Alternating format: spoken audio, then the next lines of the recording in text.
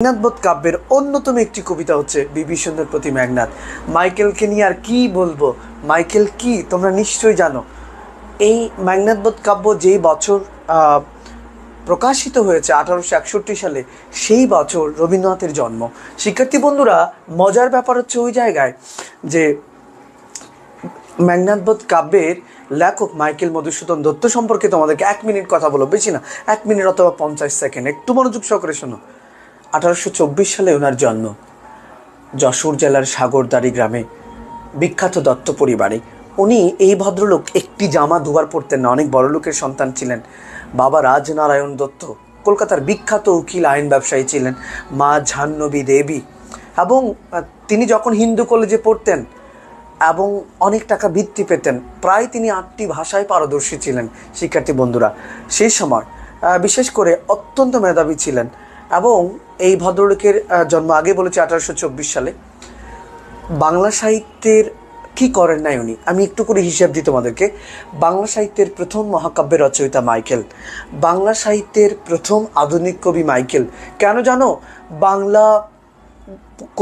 বাংলা সাহিত্যে, বাংলা বিশেষ করে মধ্যযুগে, প্রাচীন যুগে যে সাহিত্যগুলো হতো সেগুলো তো কবিতায় হতো। বাংলা কাব্য জগতে তিনি একটি নতুন ধারার সূচনা করেছিলেন, অমিত্রাক্ষর ছন্দের। ওই অমিত্রাক্ষর ছন্দের জন্যই তিনি এত বিখ্যাত হয়েছিলেন। দেখো, মাত্রাবৃত্ত ছন্দ এবং অক্ষরবৃত্ত ছন্দ, এই দুটি ছন্দের মিলনে তিনি নতুন ছন্দের আবিষ্কার করেছিলেন, সেটা হচ্ছে অমিত্রাক্ষর ছন্দ। তাই বাংলা সাহিত্যের প্রথম আধুনিক কবি হচ্ছে মাইকেল। বাংলা সাহিত্যের প্রথম মহাকাব্য মেঘনাদবধ কাব্যের লেখক মাইকেল। বাংলা সাহিত্যের প্রথম প্রহসন বড়ু শালিকের ঘাড়েরও, এটার লেখক মাইকেল।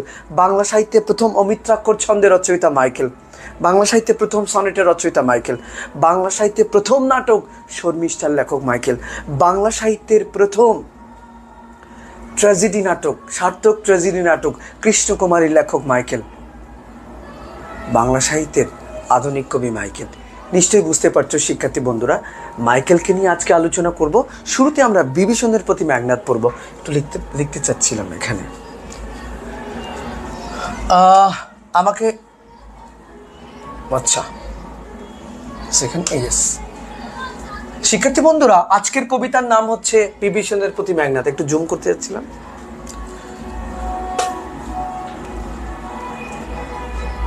ইয়েস, আবার টেনে টেনে হাতে নিতে পারবো। কোনটা দেখাবেন? পুরোটাই করে দিন, আমি একটু করে লিখবো, জুম করার দরকার নেই।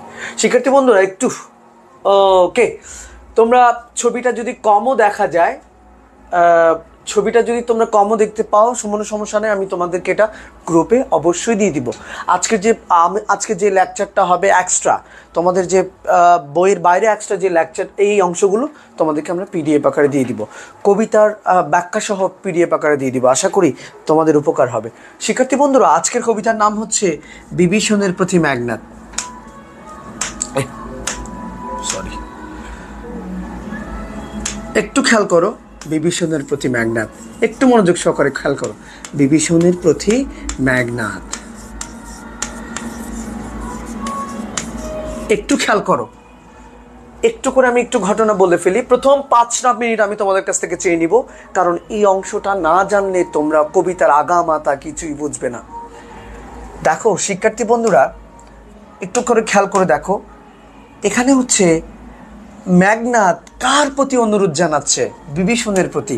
এখন মজার ঘটনা হচ্ছে কোথায় দাঁড়িয়েছে, একটু খেয়াল করো, যে মেঘনাদ বিভীষণকে অনুরোধ করছে, বিভীষণের প্রতি মেঘনাদ। কেন, কি জন্য? আমরা কি জানি সেটা?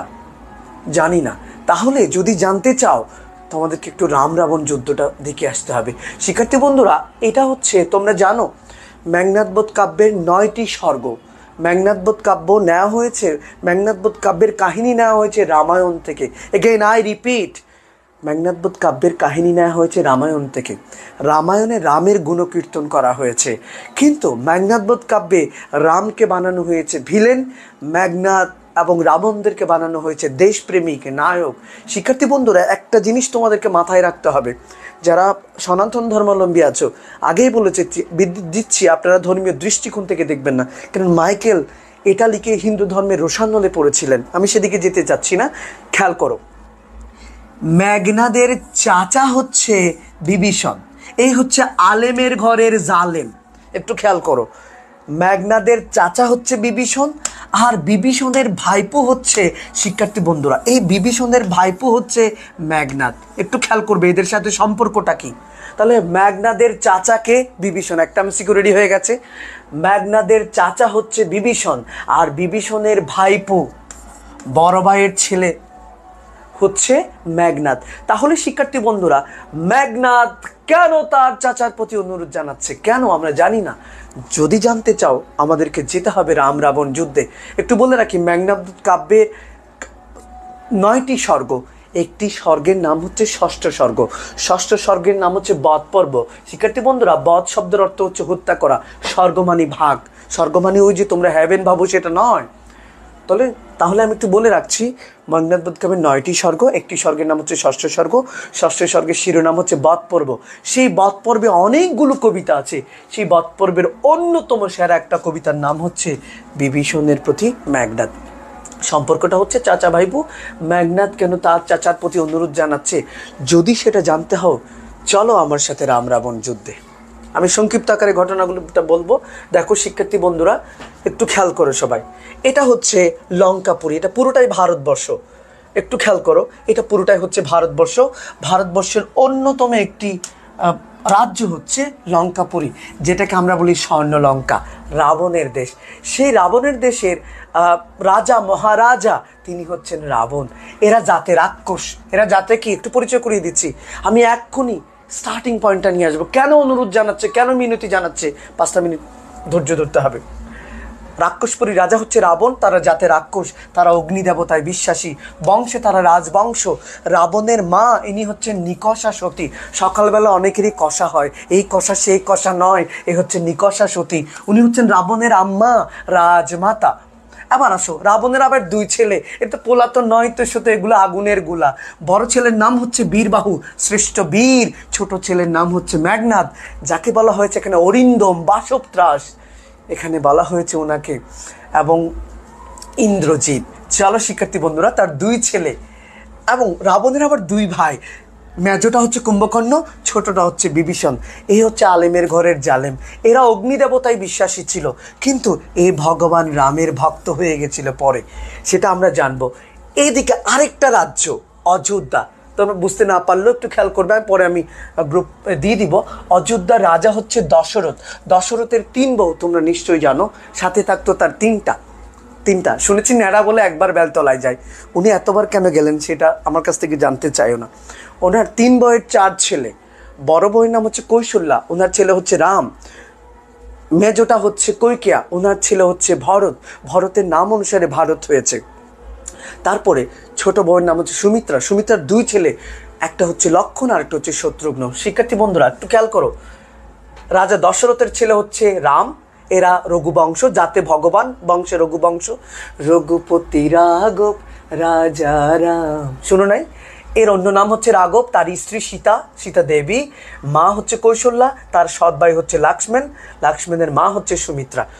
দেখো শিক্ষার্থী বন্ধুরা, এরা অযোধ্যার রাজপুত্র হলেও, এখানে আমি পঞ্চবটি বন এঁকেছি, মনে করো এটা পঞ্চবটি বন, ভালোভাবে খেয়াল করো। এরা অযোধ্যার রাজপুত্র হলেও এরা যদি লঙ্কাপুরীতে এসে বসবাস করে, তোমরা বলো তো, এরা অযোধ্যার রাজপুত্র হলেও লঙ্কাপুরীর জন্য প্রজা হবে না রাজা হবে? অবশ্যই প্রজা হবে। ঘটনা থেকে শুরু, একটু খেয়াল করো, ভালোভাবে শোনো। নিকুম্বিলা যজ্ঞাগার, এটা হচ্ছে লঙ্কাপুরীর শ্রেষ্ঠ পবিত্র জায়গা, যেখানে অগ্নি দেবতার পূজা হয়। রাক্ষসরা অগ্নি দেবতার পূজায় বিশ্বাসী। শিক্ষার্থী বন্ধুরা, এটা রাম রাবণ যুদ্ধক্ষেত্রে একটু খেয়াল করে, এটা হচ্ছে পঞ্চবটি বন, এই যে এটা লঙ্কাপুরীর ভেতরেই। ঘটনা হয়েছে কি দেখো, অযোধ্যা রাজা দশরথ যখন বয়স্ক হয়ে যায়, তখন ক্ষমতায় কে আসবে? কিন্তু যুগে বলো তোমরা, অনেক যোগ্যতা অনুসারে সুন্দর এবং সর্বশ্রেষ্ঠ গুণের অধিকারী হচ্ছে রাম। এখানে হওয়ার কথা ছিল রাম, কিন্তু তার মেজো মা ষড়যন্ত্র করেছে, রাম হতে পারবে না, সেই ষড়যন্ত্রের শিকার। ভরতই রাজা হবে, ভাইয়ে ভাইয়ে দ্বন্দ্ব লেগেছে, এবং রাম তো ভগবান, ওনার কাছে ক্ষমতা বড় কিছু নয়, এবং তিনি যদি ভরত ক্ষমতা গ্রহণ করে, যদি তার সামনে থাকে, ভাইয়ে ভাইয়ে দ্বন্দ্ব হবে, মারামারি হবে, কথা কাটাকাটি হবে। সেজন্য সে ষড়যন্ত্রের শিকার হয়ে রাম লক্ষ্মণকে নিয়ে পঞ্চবটি বনে চলে আসে। এখানে এসে তারা কি করে, ধর্ম প্রচার করে, বনবাস নেয়। এই পঞ্চবটি বনটা হচ্ছে লঙ্কাপুরীতে। শিক্ষার্থী বন্ধুরা, রাবণ এবং রামের সাথে কোনো বিরোধ নেই, মারামারি নেই। এরা অযোধ্যা রাজপুত্র, লঙ্কাপুরীতে এসে বসবাস শুরু করেছে, ধর্ম প্রচার করছে। এরা রাক্ষস, এরা রাজত্ব চালাচ্ছে, এদের সাথে এদের কোনো বিরোধ নেই। এরা বনবাস, ভাই ভাই দ্বন্দ্ব লেগে এখানে এসে বসবাস করছে। বিরোধ নেই, মারামারি নেই, কাটাকাটি নেই। মজার ব্যাপার, রামের গুণ দেখে, রামের সৌন্দর্য দেখে, এই যে রাবণের একটা বোন ছিল না, রাজকন্যা সুপর্ণকা, তার মনে ধরেছে, সে মনে মনে ভালোবেসে ফেলেছে রামকে। সে নানানভাবে জানান দিতে চেয়েছে, রাম আমি তোমাকে ভালোবাসি। রাম কি করেছে, দরিদ্র কন্যা, গরিবের কন্যা সীতা দেবীকে সে বিয়ে করে নিয়েছে। এবং দেখো, সারা জীবনের যে লালিত স্বপ্ন, সে স্বপ্নটা নষ্ট হয়ে গেল কার, সুপর্ণকার। শেষ পর্যন্ত সুপর্ণকা ছ্যাঁকা খাইলো, চিকে খাইলো, ছ্যাঁকা খাইলো।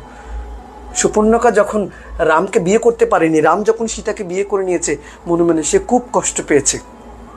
এখন সে কি করবে, তার লালিত স্বপ্নটা তো ধ্বংস হয়ে গেল। সে মনে মনে চিন্তা করছে, আগেই সে শপথ করেছে সে ভগবানের বংশকে সে বিয়ে করেই ছাড়বে। বড় ভাই কি পায়নি, কি হয়েছে, ছোট ভাই তো আছে, তাই না? বড়টাকে পাইনি, ছোটটাকে পেয়েছি, আগের চেয়ে অনেক স্মার্ট। এবং লক্ষ্মণকে সে জানান দিতে চেয়েছে। সুপর্ণকা ডিরেক্ট এসে বলেছে, আই লাভ ইউ লক্ষ্মণ। সে আই লাভ ইউ টু বলেনি, বরঞ্চ তাকে ছেঁচা দিয়েছে, ইচ্ছে মতো মেরেছে। রাজকন্যার প্রেম ভগবানের কাছে কোনো ব্যাপারই না। তার নাকের নত্তা ছিঁড়ে দিয়েছে এবং তাকে রক্তাক্ত করেছে। তো বলো তো, প্রজা হয়ে রাজকন্যার গায়ে হাত তুলেছে কি তুলে নাই? এবং রাজকন্যার প্রেমকে প্রত্যাখ্যান করেছে কি করে নাই? করেছে। এই কথা কার কানে গিয়েছে বলো তো? রাবণের কানে গিয়েছে। রাবণ সেটা মেনে নিতে পারেনি।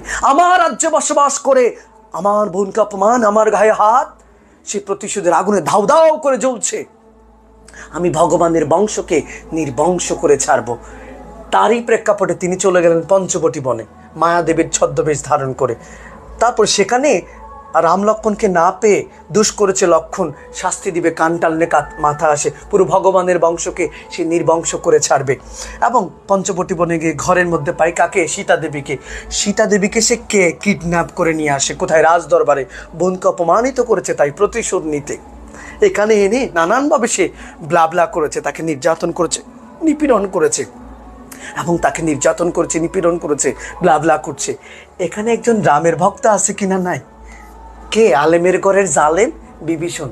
সে কখনো মেনে নিতে পারেনি তার বড় ভাইয়ের স্ত্রী তার ভগবানের স্ত্রীকে এনে ব্লাবলা করছে। এটা সে কখনোই মেনে নিতে পারেনি। ব্লাবলা মানে অন্য কিছু, শারীরিক মানসিক এই নির্যাতনগুলো করছে। সেই থেকে বিভীষণ রাবণের বিপক্ষে। আচ্ছা, রামের বউকে নিয়ে আসছে, রাম কি আঙুল চুষবে? শুরু হলো ফাইট, রাম রাবণ যুদ্ধ। শুরুতেই যুদ্ধতে সেনাপতি হিসেবে পাঠালো কাকে? কুম্ভকর্ণকে। এ মহাদেবের মতো শক্তিশালী। শুরুতেই যুদ্ধে কুম্ভকর্ণ ইন্নালিল্লাহ হলো। রাবণ ভাইকে হারিয়ে ফেললো। শেষ পর্যন্ত দায়িত্ব দিল বীরবাহকে, অফুত এবার তুই যা, যে তোর ফুফিকে অপমানিত করেছে, নির্যাতন করেছে, নিপীড়ন করেছে, তুই ভগবানের বংশকে নির্বংশ করে দিয়ে আয়। তখন বীরবাহু রাম লক্ষ্মণের হাতে ইন্নালিল্লাহ হলো। একে একে কয়জন ইন্নালিল্লাহ হলো? 2 জন। রাবণ আপন ভাই এবং বড় ছেলেকে হারিয়ে 7 রাজার দন, মানিক রতন, সে হচ্ছে বীরবাহু। বীরবাহুকে হারিয়ে খুবই কাতর হয়ে পড়ে শেষ পর্যন্ত দায়িত্ব দেয় ছোট ছেলে মেঘনাথকে, অফুত এবার তুই যা, যে তোর ফুফিকে অপমানিত করেছে, তোর বড় ভাইকে হত্যা করেছে, তোর চাচাকে হত্যা করেছে, প্রতিশোধ নিয়ে। একটা প্রশ্ন হতে পারে, বিভীষণকে কেন পাঠায়নি? বিভীষণের সে শ্রেষ্ঠ বীর হচ্ছে মেঘনাথ, যে কখনো পরাজিত হয়নি। মেঘনাথ নিকুম্বিলা যজ্ঞাগারে অগ্নি পূজা শেষ করে সে অস্ত্রাগারে যাবে। শিক্ষার্থী বন্ধুরা, অস্ত্রাগারে গিয়ে অস্ত্র নিয়ে সে রাম রাবণের যুদ্ধে যাবে। সে যখন অগ্নি পূজা করছিল, হঠাৎ তার দরজার দিকে নজর গেল। তখন সে দরজায় কে জানি নড়াচড়া করছে, এটা অনুভব করলো। সে দেখতে পেল লক্ষ্মণ অস্ত্র সজ্জায় দাঁড়িয়ে আছে। কে অস্ত্র নিয়ে দাঁড়িয়ে আছে? লক্ষ্মণ। সে তো অবাকই হয়ে গেছে। যাকে সে পূজা শেষ করে অস্ত্রাগারে গিয়ে অস্ত্র নিয়ে যুদ্ধক্ষেত্রে গিয়ে যাকে হত্যা করতে যাবে, সে তার দরজার সামনে। সে অনেক অবাক হয়ে গেছে, ভীত হয়ে পড়েছে, কারণ সে অস্ত্র সজ্জায় সজ্জিত ছিল না। শিক্ষার্থী বন্ধুরা, তখন চাচা লক্ষণকে দেখে মেঘনাদ খুবই কাতর হয়ে পড়ল এবং পেছনে একটু উঁকি মেরে দেখলো লক্ষণের পেছনে কে জানি দাঁড়িয়ে আছে। এরকম মনে হচ্ছে লক্ষণের পেছনে দাঁড়িয়ে আছে আর কেউ নয়, সে হচ্ছে বিভীষণ। তখন মেঘনাদের আর বুঝতে দেরি হয়নি, এই নিকুম্বিলা যজ্ঞাগারের মতো পবিত্র জায়গায় ঘরের শত্রু, ভাইয়ের হত্যাকারী, ফুফির অপমানকারী এবং চাচার হত্যাকারী লক্ষণকে নিয়ে আসছে কে? আপন চাচা বিভীষণ। নিকুম্বিলা যজ্ঞাগারের মতো পবিত্র জায়গায় কেন লক্ষণকে নিয়ে আসলো চাচা বিভীষণ? এই প্রশ্নে মেঘনাদের সাথে চাচার যে কথা কাটাকাটি হয়েছে, যে কনভারসেশনটা হয়েছে, যে কথোপকথনটা হয়েছে, সেটাই আমাদের কবিতা বিভীষণের প্রতি মেঘনাদ। সেটাই হচ্ছে আমাদের কবিতা বিভীষণের প্রতি মেঘনাদ। ওই নিকুম্বিলা যজ্ঞাগারে কেন লক্ষণ প্রবেশ করলো, এই বিষয়ে যে কথা কাটাকাটি হয়েছে, যে কনভারসেশনটা হয়েছে, সেটাই আমাদের কবিতা বিভীষণের প্রতি মেঘনাদ। এখন বুঝতে পেরেছো নিশ্চয়ই শিক্ষার্থীবৃন্দরা, একটু কষ্ট হলেও তোমাদের ধরতে অনেক সুবিধা হবে। এখন তোমরা বুঝতেই পারছো মেঘনাদ কেন তার চাচার প্রতি আকুতি জানাচ্ছে, মিনতি জানাচ্ছে। চলো শিক্ষার্থী বন্ধুরা, আমি ঘটনাটা আস্তে আস্তে তোমাদেরকে বলি। কি দারুণভাবে ব্যাখ্যা করেছে মাইকেল, এত চমৎকার লেখেন তিনি। আমি ডায়লগগুলো বলছি, তোমরা মনোযোগ সহকারে শুনবে। লক্ষণ দাঁড়িয়ে আছে, চাচা বিভীষণ দাঁড়িয়ে আছে। তখন চাচাকে সে চিৎকার করে বলছে, এতক্ষণে অরিন্দম কহিলা বিষাদে। এখানে অরি মানে শত্রু, অরিন্দম মানে যে শত্রুকে দমন করতে পারে, সেই শ্রেষ্ঠ বীরের নাম হচ্ছে মেঘনাদ। এতক্ষণে অরিন্দম কহিলা বিষাদে, জানিনু কেমনে আসি লক্ষণ পশিল রক্ষপুরে। লক্ষণ রক্ষপুরে মানে রাজদরবারে কিভাবে প্রবেশ করলো আমি জানি না। হাই তাত, তাত মানে চাচা, উচিত কি তব, হাই তাত উচিত কি তব। নিকষ সতী তোমার জননী, আপনার আম্মা হচ্ছে লঙ্কাপুরীর শ্রেষ্ঠ রাজা রাবণের মা। আপনি রাবণের মার সন্তান হয়ে, রাজমাতার সন্তান হয়ে এই নিচু কাজ করতে পারেন না চাচা। আপনি কি এটাকে ঠিক করেছেন? সহোদর রক্ষ শ্রেষ্ঠ, রক্ষ শ্রেষ্ঠ বলতে গেলে রাবণকে বোঝানো হয়েছে। আপনার ভাই হচ্ছে লঙ্কাপুরীর শ্রেষ্ঠ রাজা রাবণের ভাই আপনি। শুলি সম্বনীব কুম্ভকর্ণ, যে ত্রিশূল যুদ্ধের সেরা, যে মহাদেবের মতো ক্ষমতাশালী শ্রেষ্ঠ বীর, শ্রেষ্ঠ বীর কুম্ভকর্ণের ভাই হয়ে ভাতৃপুত্র বাসব বিজয়ী আমি আপনার ভাইপো মেঘনাদ, যে বাসবদেরকে বিজয় করেছি, যে দত্তরা, বাসব দত্তরা আমাকে দেখলে কাপড়ে চুপড়ে হয়ে যেত, সেই বীর মেঘনাদ, মেঘনাদের চাচা হয়ে আপনি এই কাজটা ঠিক করতে পারেননি। আপনি কিভাবে একজন শত্রুকে ঘরে নিয়ে আসলেন চাচা? এটা তো আপনি ঠিক করেন নাই। কি লাইন শিক্ষার্থী বন্ধুরা, নিজ গৃহপথ তাতে দেখাও তস্করে। শিক্ষার্থী বন্ধুরা কি দারুণভাবে বলেছে চাচা যান। তস্কর মানে হচ্ছে চোর, তস্কর মানে কি? চোর। শিক্ষার্থী বন্ধুরা কোনো টেনশন নেই, এই কবিতার ব্যাখ্যা সহ আমি দিয়ে দিব। আমি লাইনগুলো বলছি তোমরা একটু মনোযোগ সহকারে শুনবে। আশা করি আমি ঘটনার পরিপ্রেক্ষিতে আমি ঘটনা এগিয়ে নিয়ে যাব। নিকুম্বিলা যজ্ঞকারে সব কথা হচ্ছে, কবিতাটা এখনই শেষ হয়ে যাবে, টেনশন করো না। আমি আস্তে আস্তে নিয়ে যাচ্ছি তোমাদেরকে, এবং এটার পিডিএফ আছে, তোমাদেরকে আমি পিডিএফ আকারে দিয়ে দিব ইনশাআল্লাহ। মায়ের নাম কি? কার? লক্ষণের মায়ের নাম হচ্ছে সুমিত্রা। লক্ষণের মায়ের নাম সুমিত্রা। তারপরে বলছে নিজ গৃহপথ তাতে দেখাও তস্করে। ও চাচা যান, তস্কর মানে চোর। আপনি একজন চোরকে নিয়ে আসলেন, সেই চোরটাকে লক্ষণ। নিজ গৃহপথ তাতে দেখাও তস্করে, আপনি একজন চোরকে নিয়ে আসলেন। সব গালিগালাজ করছে চাচাকে, দোষারোপ করছে চাচাকে। শিক্ষার্থী বন্ধুরা এখানে বিভীষণ শুধু দুইবার কথা বলবে, শুধু দুইবার। শুধু কয়বার বলবে? শুধুমাত্র দুইবার। শুনো একটু ধৈর্য সহকারে, আমি গল্পে এগিয়ে নিয়ে যাচ্ছি, এনজয় করবে। এবং পিডিএফটা আমি দিয়ে দিব। কবিতার পিডিএফ আছে, কিন্তু আমি কবিতা লাগবে না, কবিতা তো আমি বলছি, ডেলিভারি দিচ্ছি, একটু মনোযোগ সহকারে শুনবে। চন্ডালে বসিয়ানি রাজার আলোয়ে। ও চাচা যান, আপনি একজন চন্ডালকে নিয়ে আসছেন। এই চন্ডালটাকে জানো? লক্ষণ। চন্ডাল হচ্ছে হিন্দু সমাজের সবচেয়ে নিচু জাত, যে লাশ পোড়ায় শ্মশান ঘাটে, যার কোনো সম্মান নেই, মান নেই। সেই চন্ডালকে আপনি নিয়ে আসলেন। এখানে চন্ডাল বলতে লক্ষণকে বোঝানো হয়েছে। কিন্তু নাহি গঞ্জি তোমা।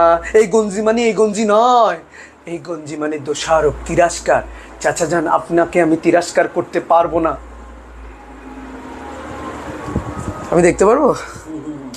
লক্ষণের মায়ের নাম বলেছি সুমিত্রা। কিন্তু নাহি গঞ্জি তোমা। চাচা যান, গুরুজন তুমি, আপনি হলে আমার গুরুজন, আপনাকে আমি দোষারোপ করতে পারবো না। ছাড়ো দ্বার, আমাকে দরজা ছেড়ে দাও, যাব অস্ত্রাগারে, পাঠাইব রামানুজে সমন ভবনে। সমন ভবনে হচ্ছে হিন্দুদের যে মৃত্যুর দেবতা যমরাজ। আমি এক্ষুনি রামের অনুজ লক্ষণকে হত্যা করে দিব, আমাকে শুধু একবার যেতে দিন। আপনি দরজা থেকে সরে দাঁড়ান। এই নিকুমিলা যজ্ঞাগারের এই দরজা কে দাঁড়িয়ে আছে? এই দরজায় দাঁড়িয়ে আছে হচ্ছে বিভীষণ, পাশে দাঁড়িয়ে আছে হচ্ছে কে? লক্ষণ। লক্ষণকে আরেকটু কথা বলে রাখি, যখনই লক্ষণকে দেখেছে মেঘনাদ রাগের মাথায়, তার সামনে যে ধূপের যে ছাই ছিল না, গরম একদম আগুনের, ধূপ করে মেরে দিয়েছে লক্ষণকে। লক্ষণ বেহুশ। এখন কথা হচ্ছে চাচার সাথে কার? বিভীষণের। মেঘনাদের কথা হচ্ছে। একটু পরে লক্ষণ উঠবে, উঠে কি বলবে একটু ধৈর্য ধরো, আমি বলবো, মজা লাগবে। ছাড়োদার যাব অস্ত্রাগারে, পাঠাইব রামানুজে সমন ভবনে। আমি এক্ষুনি রামের ভাই লক্ষণকে আমি হত্যা করে ফেলবো, আমাকে একবার যেতে দিন। তারপরে কি বলছে দেখো, লঙ্কার কলঙ্ক আজি ভঞ্জিব হবে। কি দারুণ সব কথাগুলো মেঘনাদ বলছে। লঙ্কার কলঙ্কটা হচ্ছে কে? লক্ষণ। সে কি করেছে জানো? সে প্রজা হয়ে রাজকন্যার গায়ে হাত তুলেছে, রাজপুত্রদেরকে সে হত্যা করেছে, এবং রাজকন্যাকে সে অপমানিত করেছে। যে কলঙ্কটা করেছে, সেই কলঙ্কটা ভঞ্জিবা হবে। একটু মনে রাখবে, ভঞ্জিবা হবে মানে হচ্ছে যুদ্ধের মাধ্যমে সে লক্ষণকে পরাজিত করবে। এবং লঙ্কাপুরীর যে কলঙ্ক, সে কলঙ্ক যুদ্ধের মাধ্যমে তাকে হত্যা করে সে মুছে দিতে চায়। তারপরে বিভীষণ উত্তর দিচ্ছে, উত্তরিলা বিভীষণ বৃথায় সাধনা। ও ভাইপো, তুই আমাকে এতক্ষণ যা বলেছিস সবগুলো বৃথায়, আমি তোরে যাইতে দিমো না। আচ্ছা, ধীমান মানে হচ্ছে জ্ঞানী। শিক্ষার্থী বন্ধুরা মনে রাখবে, ধীমানের পাশে একটা আশ্চর্যবোধক চিহ্ন আছে। যদি আশ্চর্যবোধক চিহ্ন না থাকতো, মাইকেল অত্যন্ত সেরা। তার আরেকটা কবিতা তোমরা পেয়েছো এসএসসিতে, সেটা হচ্ছে কপোতাক্ষ নদ। সেখানেও কিন্তু তিনি অসাধারণ কিছু ব্যবহার দেখিয়েছেন। এখানেও তিনি আশ্চর্যবোধক চিহ্ন দিয়ে চমৎকারিত্ব এনেছেন। ধীমান মানে শ্রেষ্ঠ জ্ঞানী। এটা হচ্ছে তুচ্ছ তাচ্ছিল্য করে মেঘনাদকে বলেছে। শুনেছি মেঘনাদ, ও মদন, তুই তো জ্ঞানী শুনেছিলাম, তুই জ্ঞানী শুনে তুই এ কথা বুঝিস না, আমি হইলাম গিয়া রামের দাস। আমি কেন আমার ভগবানের বিপক্ষে কাজ করিব তোর অনুরোধ রক্ষা করবার জন্য? লাইনটা শোনো আগে। ধীমান রাঘব দাস আমি, কেমনে তাহার বিপক্ষে কাজ করিব, রক্ষিত অনুরোধ। শুনেছি তুই নাকি অনেক শ্রেষ্ঠ জ্ঞানী, তুই এই কথা বুঝিস না, আমি হইলাম গিয়ে ভগবান রামের দাস, আমি কিভাবে তার বিপক্ষে কাজ করিব তোর অনুরোধ রক্ষা করবার জন্য? এই কথা শুনে মেঘনাদ কান্নায় ভেঙে পড়ল। উত্তরিলা কাতরে রাবণী। এই রাবণী হচ্ছে রাবণের ছোট ছেলে মেঘনাদ। মনে রাখবে, রাবণীটাকে মেঘনাদ। হে পিতৃব্য, তবে বাক্যে ইচ্ছে মরিবারে। আপনার এই কথা শুনে আমার মরে যেতে ইচ্ছে হচ্ছে চাচা। আপনি কিভাবে বলতে পারলেন আপনি রামের দাস?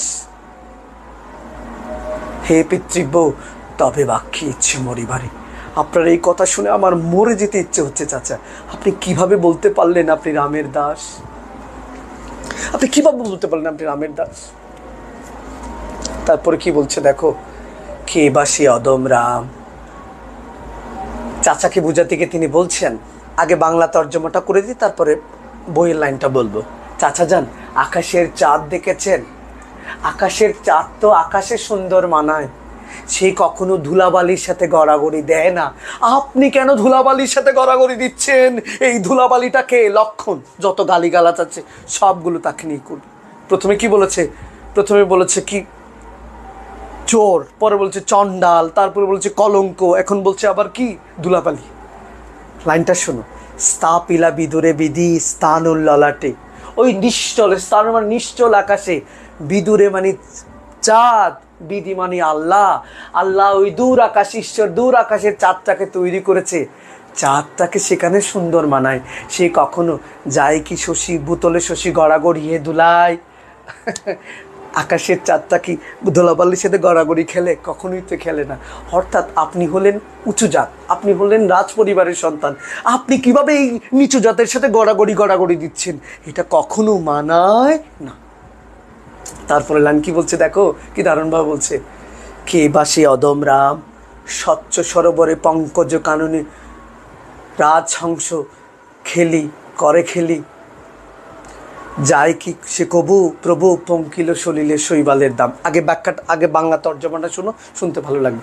চাচা যান, এগুলো চাচা যানকে সব পাম দিচ্ছে তার পক্ষে নিয়ে আসার জন্য।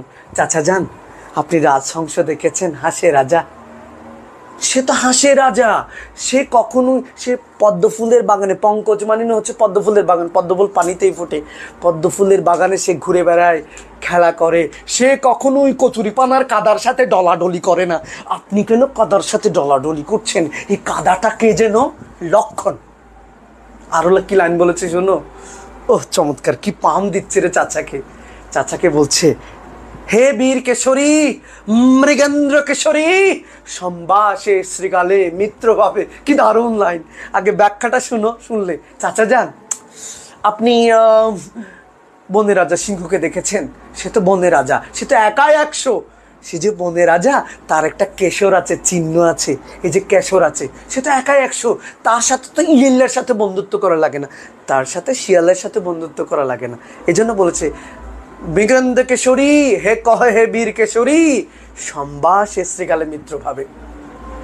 বনের রাজা সিংহের কখনোই শিয়ালের সাথে বন্ধুত্ব করা লাগে না।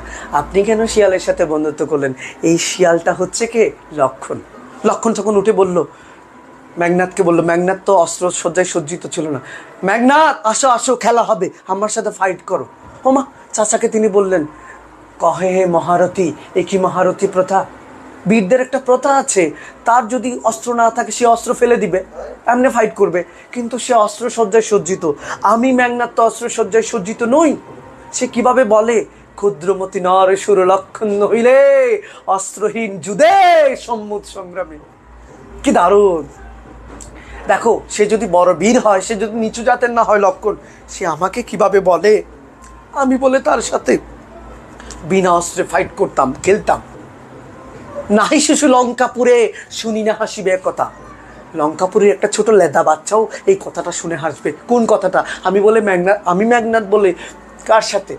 লক্ষণের সাথে বিনা অস্ত্রে যুদ্ধ করতাম, একটা ছোট বাচ্চাও হাসবে।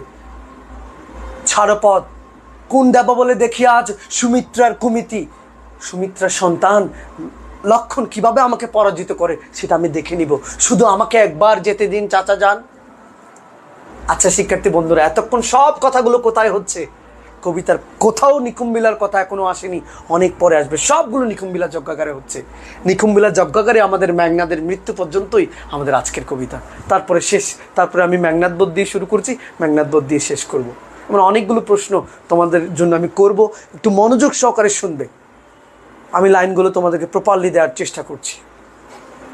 তারপরে কি বলেছে জানো? চাচাকে বুঝাতে গিয়ে তিনি বলছেন, চাচা যান, নিকুম্বিলা যজ্ঞাগারে প্রগলবে দম্ভী, নিকুম্বিলা যজ্ঞাগারের মতো জায়গায় দম্বের সাথে, অহংকারের সাথে লক্ষণ হাসতে হাসতে প্রবেশ করেছে। এটা কিভাবে আপনি সহ্য করেছেন? নিকুম্বিলা যজ্ঞাগারে প্রগলবে দম্ভী, আজ্ঞা করো দাসে শাস্তি নরদমে। নিকুম্বিলা যজ্ঞাগারে কেন লক্ষণ বিনা অনুমতিতে তুচ্ছ তাচ্ছিল্যের মাধ্যমে হাস্য পরিহাস করে দম্বের সাথে কেন প্রবেশ করলো? শুধু আমাকে অনুমতি দিন, আমি এক্ষুনি তাকে হত্যা করব। তারপরে কি বলেছে শোনো, কি চমৎকার ভাবে বলেছে। তবে জন্মপুরে তার পদার্পণ করে বনবাস। ও, এখানে আর একটু বলে রাখি, মেঘনাদ তার নিজের ডাকডোল নিজে পিটিয়েছে। চাচা জানকে বলছে, চাচা যান, এই রক্ষশ্রেষ্ঠ দাসের তো দেখছেন, আমি কি ডরাই? আমি কি ডরিবে এ দাস হেন দুর্বল মানবে? আমি কি রামলক্ষণকে ভয় পাই নাকি? আপনি তো আমাকে দেখেছেন দেবদত্ত রণরে, দেবদত্ত নর রণে সচক্ষ দেখেছ পরাক্রম দাসেরে। দত্তদেরকে আমি পরাজিত করিনি, কখনো যুদ্ধে কি আমি হেরেছি? আপনি আমারে জানেন না, আপনি আমারে চেনেন না। আমি কি ডরিবে এ দাস হেন দুর্বল মানবে? আমি কি রামলক্ষণকে ভয় পাই নাকি? শুধু আমাকে একবার যেতে দিন। তবে জন্ম পরে তার পদার্পণ করে, হে বনবাসী নন্দন কাননে ভ্রমে দুরাচারে দত্ত প্রফুল্ল কমলে কীটবাস। কি দারুণ বলেছে। চাচা যান, আমি আস্তে আস্তে ব্যাখ্যা করি। তবে জন্মপুরে আপনি জন্মভূমিতে একজন বনবাসীকে নিয়ে আসলেন, ভ্রমে দুরাচারে দৈত্য, আপনি একজন ভ্রমণকারী দৈত্যকে নিয়ে আসলেন। এটাকে আপনি ঠিক করেছেন? আপনি কি ভুলে গেছেন আপনি কোন মহাকুলে জন্ম? আপনার রাক্ষস বংশে জন্ম হয়ে আপনি কিভাবে ষড়যন্ত্র করতে পারলেন? কিভাবে নিচু জাতের সাথে হাত মেলাতে পারলেন? চাচা যান কি বলেছে দেখো, প্রফুল্ল কমলে কীট বাস। ওহো, নিকুম্বিলার কীট হচ্ছে এখানে, কীট পোকাটা হচ্ছে লক্ষণ। চাচাকে বুঝাতে গিয়ে তিনি বলেছেন, চাচা যান, লঙ্কাপুরীর শ্রেষ্ঠ পবিত্র জায়গা হচ্ছে লঙ্কাপুরী, ফুলের বাগান। এই ফুলের বাগানে একটা ফুলগুলো নষ্ট করার জন্য একটা পোকাই যথেষ্ট। অর্থাৎ এই নিকুম্বিলা যজ্ঞাগার পবিত্র জায়গাটাকে অপবিত্র করবার জন্য লক্ষণই যথেষ্ট। তা চাচাকে আবার পাম দিচ্ছে কিভাবে দেখো, মহামন্ত্র বলে যে তা নমেশ্বরফণী, নাগিন নাগিন, এখানে নাগিন এনেছে কি দারুণভাবে দেখো। মহামন্ত্র বলে যত নমঃশিরফণী, কি দারুণ লাইন, আমি ব্যাখ্যা করছি। এই কথাটা মেঘনাদ বিভীষণকে উদ্দেশ্য করে বলেছে, চাচা যান, মহামন্ত্র বলে বিষধর ফনা তোলা সাপও মাথা নত করে বশীভূত হয়ে যায়। রাম লক্ষ্মণ আপনাকে মন্ত্র বলে বশ করেছে, এখনো সময় আছে, আপনি আমার দলে ফিরে আসুন। মহামন্ত্র বলে যাতা নমঃশিরফণী, কি দারুণ লাইন বলেছে। এরপরে বিভীষণ আবার কথা বলছে, দুইবার। আগে বলেছে যাইতে দিবেন, এখন কি বলছে দেখো, মলিন বদন লাজে উত্তরিলা রতি, রাক্ষস রাজানুজ লক্ষ্মী রাবণ আত্মজে, কি দারুণ লাইন। আত্মজে মানে সন্তান, রাবণ আত্মজে মানে হচ্ছে রাবণের সন্তান, রাক্ষস রাজানুজ মানে বিভীষণ, লক্ষ্মী মানে লক্ষ্য করে, বিভীষণ লক্ষ্য করে বলছে রাবণ আত্মজে, রাবণের সন্তান কাকে? মেঘনাদকে বলছে, হে বৎস, এক বৎস মানে সন্তান, আরেক বৎস মানে হচ্ছে ভৎসনা, গালিগালাজ, তিরস্কার। কি সাধারণ বলছে, এত কঠিন লাইন বলেছে কিন্তু সোজা ব্যাখ্যা। রাক্ষস রাজানুজ, রাক্ষস রাজা ছোট ভাই বিভীষণ, লক্ষ্মী মানে লক্ষ্য করে, রাবণ আত্মজে, রাবণের সন্তান। কাকে বলছে? রাবণের সন্তান মেঘনাদকে।